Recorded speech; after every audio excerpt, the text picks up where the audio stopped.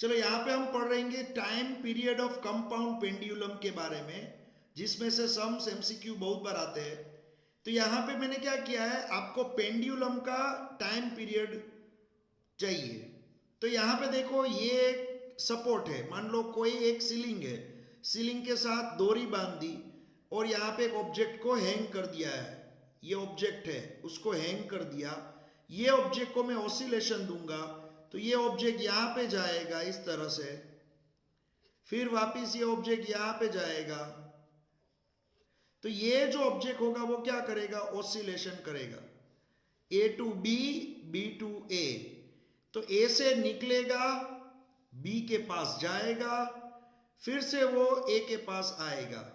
तो ए to be और B to ए के पास निकला, ए के पास से वो निकला और फिर बी के पास गया और वापिस ए के पास आता है। ए के पास से वो निकलता है और वापिस ए के पास आएगा। तो जो टाइम लगेगा उसको हम बोलेंगे टाइम पीरियड।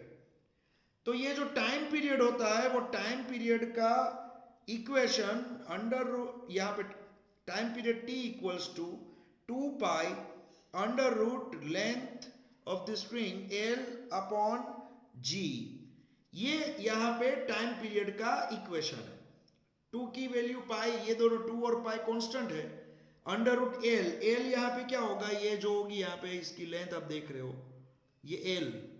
और जी, जी क्या है आपको पता है, ग्रेविटेशनल एक्सीलरेशन। ये टाइम पीरियड का इक्वेशन यहाँ पे। अब यहाँ पे जो आपको पेंडुलम दिख रहा है, वो पेंडुलम का टाइम पीरियड तो आपको ये फॉर्मूला की हेल्प से मिल जाएगा, लेकिन यहाँ पे ये कैपिटल एल जो दिख रहा है, ये कैपिटल एल, वो क्या है। तो capital l equals to small l square plus k square divide by small L.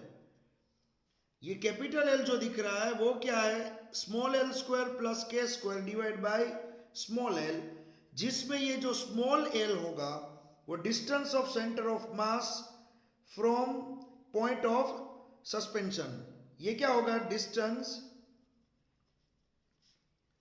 Of centre of mass from point of suspension. अब यहां पे distance of centre of mass from point of suspension means यहां से मैंने object को लटकाया है और ये ऑब्जेक्ट यहां, ये डोरी होगी, डोरी तो बहुत ही, उसका मास बहुत ही कम होता है। तो मेन तो ये ऑब्जेक्ट हुआ, मेन क्या हुआ, ये ऑब्जेक्ट। और ये जो स्फीयर मैंने नीचे हैंग किया है, ये स्फीयर का सेंटर ऑफ मास तो एग्जैक्ट बीच में होगा। स्फीयर का सेंटर ऑफ मास कहाँ होगा, एग्जैक्ट बीच में।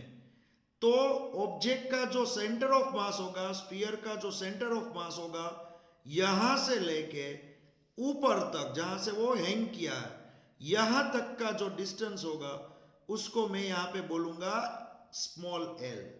समझ में आ रहा है। तो ये कैपिटल एल क्या है, कैपिटल एल जो है वो l square, small l square plus k square divide by small l है। और के की बात करेंगे यहां पे, ये के क्या है, के है रेडियस ऑफ गायरेशन।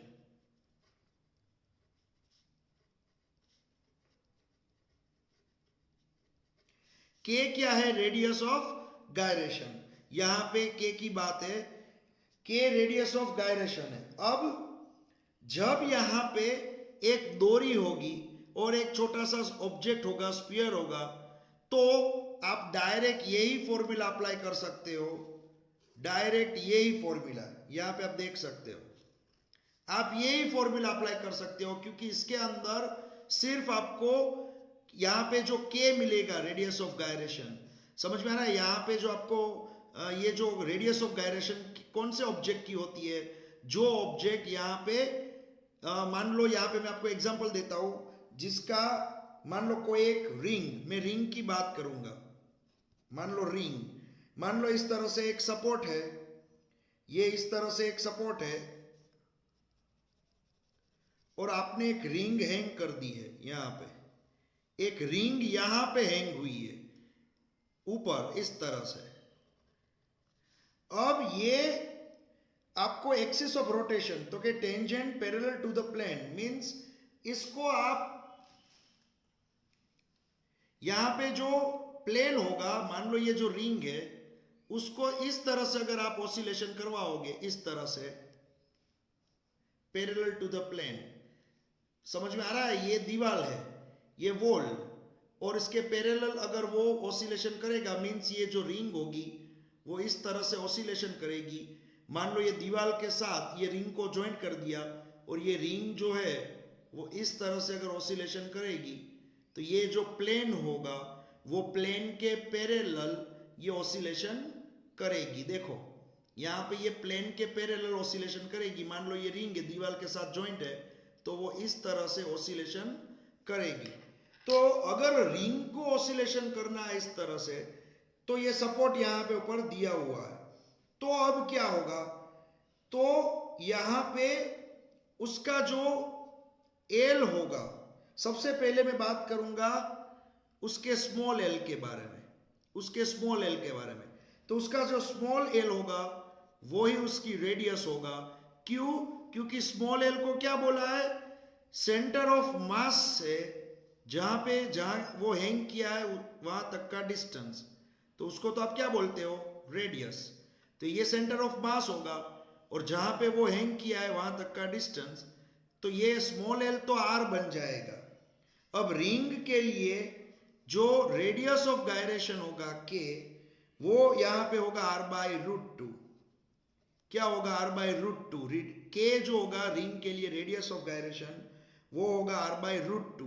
अगर रिंग इस तरह से ऑसिलेशन करती है तो ये के होगा आर बाई रूट टू।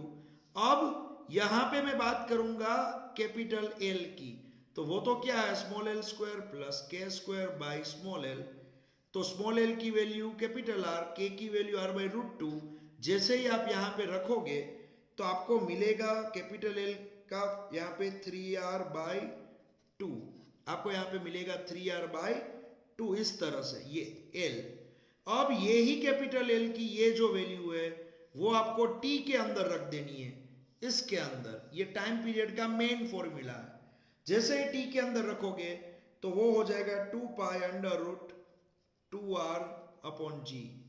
देख लो ये हो जाएगा 2 pi under root 2r upon g. तो ये रिंग के लिए है, और ये जो रिंग है वो कैसे ऑसिलेशन करती है, tangent parallel to the plane,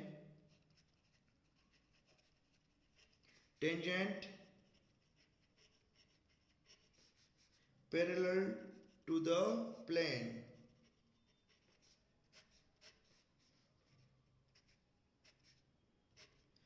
समझ में आ रहा है? तो ये जो ऑसिलेशन करेगी रिंग वो पैरेलल टू प्लेन करेगी।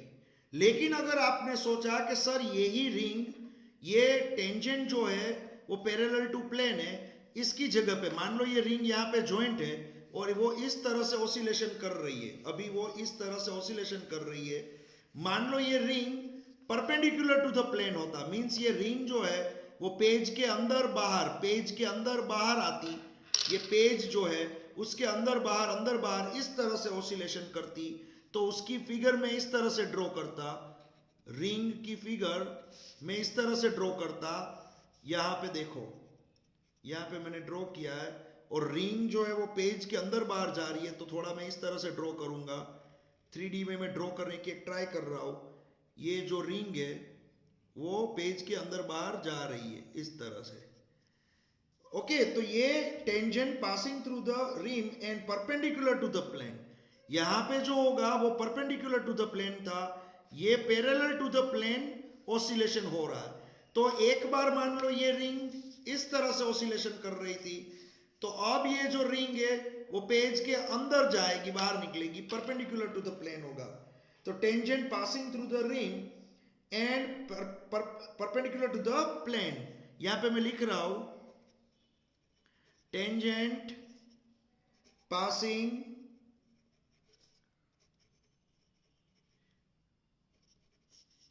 through the ring एंड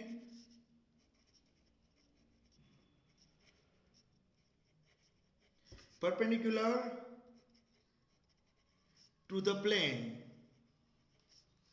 तो अगर इस तरह से ऑसिलेशन हो रहा है तो यहां पे एल जो होगा स्मॉल एल वो तो आर है, लेकिन यहां पे के स्क्वायर जो होगा वो हो जाएगा आर स्क्वायर, मीन्स के हो जाएगा यहां पे आर, के की वैल्यू हो जाएगी सिर्फ आर। तो यहां पे अगर आपको कैपिटल एल चाहिए तो वो कैपिटल एल बन जाएगा यहां पे 2r। क्या बन जाएगा कैपिटल एल? 2r बन जाएगा।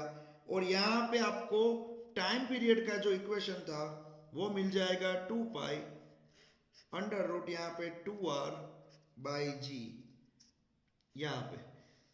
तो देखो रिंग दो टाइप से ऑसिलेशन कर रही है, एक परपेंडिकुलर टू द प्लेन, एक पैरेलल टू द प्लेन। दोनों में उसका टाइम पीरियड है ना वो अलग अलग होगा। आप देख लो दोनों में टाइम पीरियड अलग अलग होगा। चलो मैं आपको एक क्वेश्चन पूछूं, मुझे आंसर देना। दोनों ही रिंग के ही है, दोनों ही क्या है? रिंग के बारे में। चलो मैं आपको एक क्वेश्चन पूछूं, मान लो जो लड़कियां अपने कान में ईयररिंग्स पहनती है, लड़कियां अपने कान में जो ईयररिंग्स पहनेगी वो कैसे ईयररिंग्स ऑसिलेशन करेगी? आप सोच के बताओ। लड़कियां अपने कान में इस तरह से जो ईयररिंग्स पहनेगी, आपको मालूम है ना इस तरह से जो कान होगा उसमें ईयररिंग्स होगी, इस तरह से ये ईयररिंग्स होगी।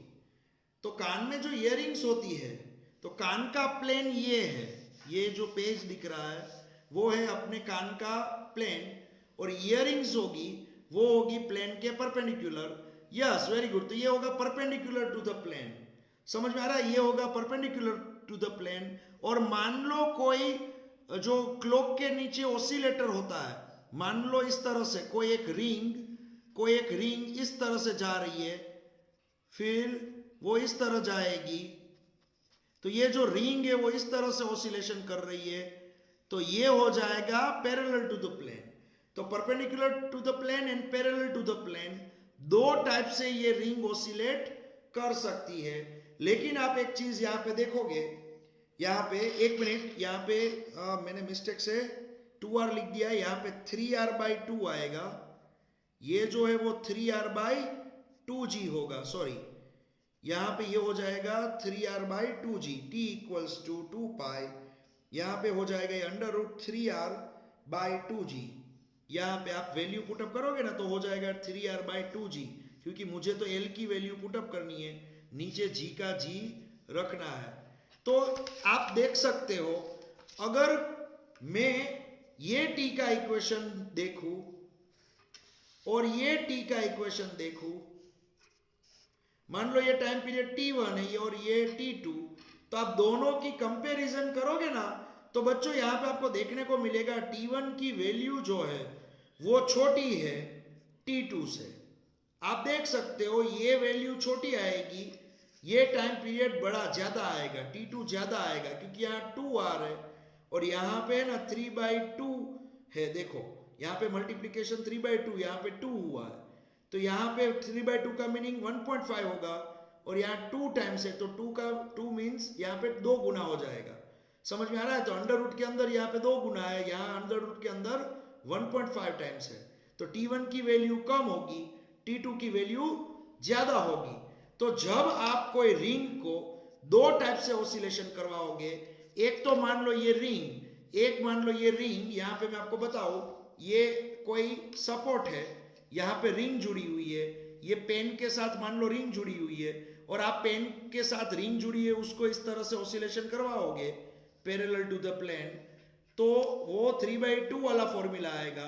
और मान लो यही पेन के साथ ये रिंग को आप ज्वाइन कर दोगे इस तरह से और इसको ऑसिलेशन करवाओगे, ये ऑसिलेशन देखो यहाँ पे जो ऑसिलेशन हो रहा है आप देख सकते हो, वो ऑसिलेशन क्या हो रहा है, ये पेन के प्लेन के परपेंडिकुलर ऑसिलेशन हो रहा है। देखो ये परपेंडिकुलर है, तो यहाँ पे जो ऑसिलेशन करेगी ये रिंग, देखो ये रिंग जो है ना वो ऑसिलेशन कर रही है, यहाँ वहां इस तरह से जा रही है, तो ये परपेंडिकुलर टू द प्लेन हुआ। और पैरेलल टू द प्लेन क्या होगा, मान लो यहाँ पे इस तरह से रिंग ज्वाइन कर दी और ये रिंग को आपने इस तरह से ऑसिलेशन करवाया तो ये हो गया पैरेलल टू द प्लेन। तो दोनों में टाइम पीरियड अलग अलग मिलता है, लेकिन जो परपेंडिकुलर टू द प्लेन होगा उसमें टाइम पीरियड ज्यादा मिलेगा, क्योंकि उसको इजीली आगे बढ़ने का एक गैप मिलता है तो टाइम पीरियड ज्यादा मिलेगा। और पैरेलल टू द प्लेन होगा उसमें टाइम पीरियड कम मिलेगा। तो ये जो है ना वो है टाइम पीरियड के बारे में। तो यहाँ पे मैंने आपको रिंग के बारे में दिखाया, रिंग के बारे में। तो बच्चों आपको याद क्या रखना है वो मैं बता दूं। आपको टाइम पीरियड का मेन इक्वेशन याद रखना है। पहली बात, टाइम पीरियड का मेन इक्वेशन याद रखना है। दूसरी बात, अगर पैरेलल टू द प्लेन हुआ रिंग तो एल और के की वैल्यू याद रखनी है। समझ में आ रहा है क्या याद रखना है? एल और के की वैल्यू, बस ये वैल्यू आप याद रखोगे, एल और के की वैल्यू रिंग के बारे में, पैरेलल और परपेंडिकुलर। तो एल और के याद है अगर, तो आपको मेन फॉर्मूला तो मालूम ही है, आप तुरंत मेन टाइम पीरियड, ये वाला टाइम पीरियड आप डिराइव कर पाओगे। समझ में आ रहा है? तो ये हुआ रिंग के बारे में।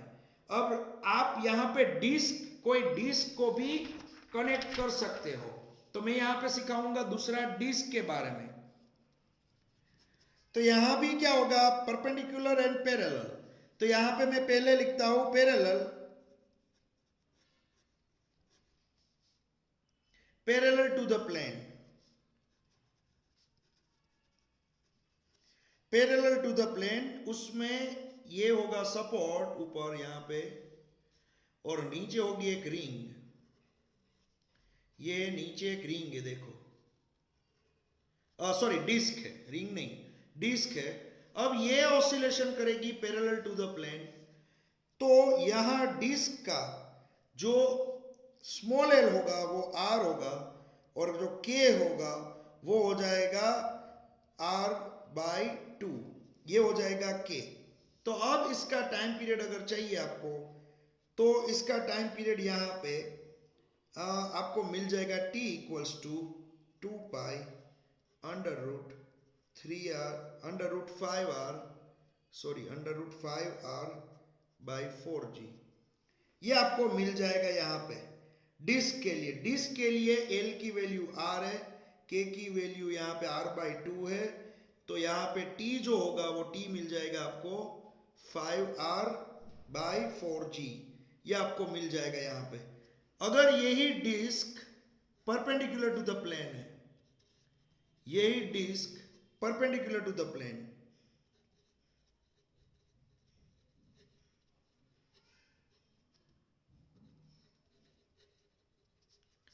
तो परपेंडिकुलर टू द प्लेन में क्या होगा, यहाँ पे एक सपोर्ट होगा और डिस्क उसके परपेंडिकुलर जा रही है पेज के अंदर बाहर। ये डिस्क है पूरी, पेज के अंदर बाहर जा रही है ये डिस्क। तो यहाँ पे आपको जो स्मॉल एल होगा वो आर मिलेगा, लेकिन जो के होगा वो आर बाई रूट 2 मिलेगा। तो यहाँ पे टाइम पीरियड का फॉर्मूला जो होगा वो 2 pi under root 3r by 2g, 3r by 2g मिलेगा। यहाँ पे देख लो ये है डिस्क के बारे में, ये 2 pi under root 3r by 2g और ये है 2 pi under root 5r by 4g। तो आप देखोगे दोनों में कौन बड़ा है, परपेंडिकुलर या पैरेलल, आप देख लोगे ये T1 है और ये T2 है। तो 5 बाई 4 जो होगा वो समथिंग 1.2 टाइम्स होगा, 3 बाई 2 1.5 टाइम्स होगा। तो यहाँ पे ये T2 जो है वो बड़ा है और T1 ही छोटा है। देख लो आप, जैसे आगे हमने देखा था वैसे ही। तो परपेंडिकुलर टू द प्लेन होता है ना, उसमें बड़ा टाइम पीरियड मिलता है, पैरेलल टू द प्लेन होता है ना उसमें कम टाइम पीरियड मिलता है। तो ये टाइम पीरियड के बारे में यहाँ पे मैंने डिस्क का आपको बताया। अब स्फेरिकल सेल, यहाँ पे मैं थर्ड चीज बताऊंगा आपको। स्फेरिकल सेल मींस होलो, यहाँ पे सेल होलोस्फीयर।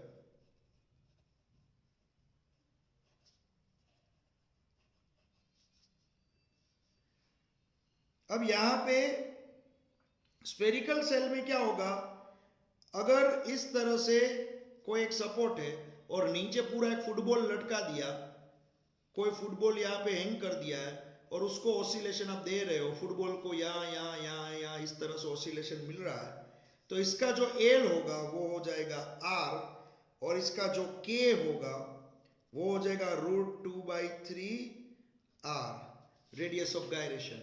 जो आपको मालूम ही है, अगर लर्न किए आगे तो आपको मालूम होगी, एल हो जाएगा आर, के हो जाएगा यहाँ पे √2/3 इंटू आर। तो इसका अगर टाइम पीरियड चाहिए ये स्फीयर का, तो स्फीयर का टाइम पीरियड मिलेगा 2π√5r/3g। क्या हो जाएगा 5r/3g, √5r/3g, ये टाइम पीरियड हो जाएगा स्फेरिकल सेल का। अब नंबर 4, अब हमें सॉलिड स्फीयर लेना है। यहाँ पे होलो स्फीयर था, इसी तरह से सॉलिड स्फीयर, और सॉलिड स्फीयर को सेम इसी तरह से हैंग कर दोगे इसी तरह से, तो उसका जो एल होगा वो आर हो जाएगा, आप देख सकते हो। और के की वैल्यू जो होगी वो सॉलिड स्फीयर की 2/5 उसका अंडर रूट और आर होता है यहाँ पे। तो इसका टाइम पीरियड जो टी होगा वो बन जाएगा यहाँ पे 2π√7r/5g, 7r/5g। आप देख लो, ये टाइम पीरियड के बारे में है। सॉलिड स्फीयर और होलो स्फीयर दोनों का टाइम पीरियड हमें मिल गया, यहाँ पे देख लो। ओके, तो बच्चों यहाँ पे टाइम पीरियड का भी वो कभी कभी पूछ लेते हो, और आप तो जेडब्ल्यू नीट एग्जाम में बैठने वाले हो, तो थोड़ा कॉन्सेप्ट अगर देखा होगा, क्लियर किया होगा। और हाँ, अगर आप सोचोगे सर यहाँ पे स्मॉल एल आप कैसे लिखते हो स्मॉल एल, तो मैंने आगे ही बताया था स्मॉल एल का मीनिंग ऑब्जेक्ट जो है उसका सेंटर ऑफ मास और जहां से वो हैंग किया है ये दोनों के बीच का डिस्टेंस, उसको स्मॉल एल बोला जाता है। तो ये क्या हुआ, रेडियस।